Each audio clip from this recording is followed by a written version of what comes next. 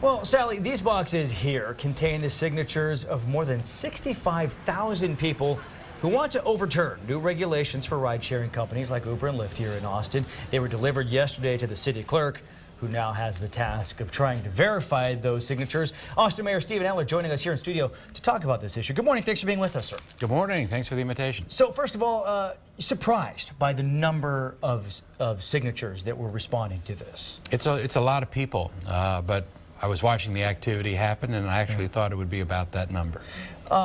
What sort of message does that send to yourself and I guess members of the City Council about where the public, where the constituents stand on this issue of background checks, fingerprints, things like that for the ride-sharing drivers? Well, I think that it indicates that this is an issue which a lot of people are concerned about and a lot of people are emotionally involved in, committed to, but we've known that too.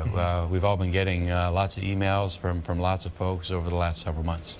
So, as I understand the way it goes now, the City Council, once assuming these signatures are verified and they have the 20,000 they need, they can either go ahead and adopt the ordinance as it's written, or it goes on to the ballot.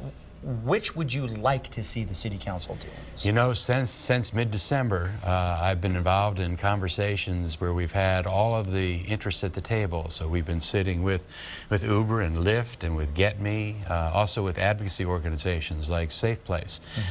Some of the most creative startup and peer-to-peer platform minds in the city, from Capital Factory and others. And I think that we're coming up with an option which is different.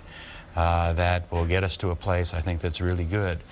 You know, the council back in December was confronted with two choices. We had to choose between two safety options in the city. We need Uber and Lyft. Those are great services. People like them. They take drunk drivers off the road. At the same time, our public safety people tell us that we really do need drivers that are fingerprinted. So the challenge for us is, how do we reach scale? How do we get rideshare drivers at scale in this city so people have choices, but to do it in a way that's not mandatory so we don't lose any of our rideshare companies? And I think we're coming up with that solution. So if I can maybe read between the lines a bit in what you're saying there, is that maybe our options are not just adopted or put it on the ballot, that there could be some sort of compromise reached between the city and these companies that will then allow it to go forward.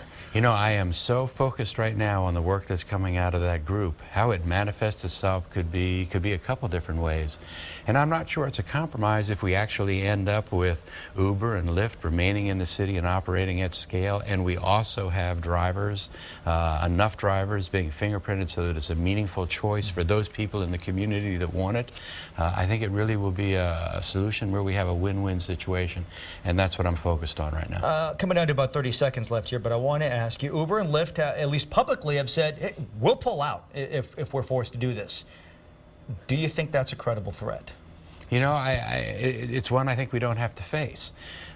When we were passing the ordinance that we did in December, we took out the provisions that made it mandatory. We took out the provisions back in December that would have given the city the ability to ask anyone to leave if there was not fingerprinting that was done.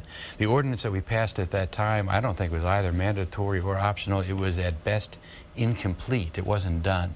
And that's because the council at that time was not comfortable making for a mandatory provision.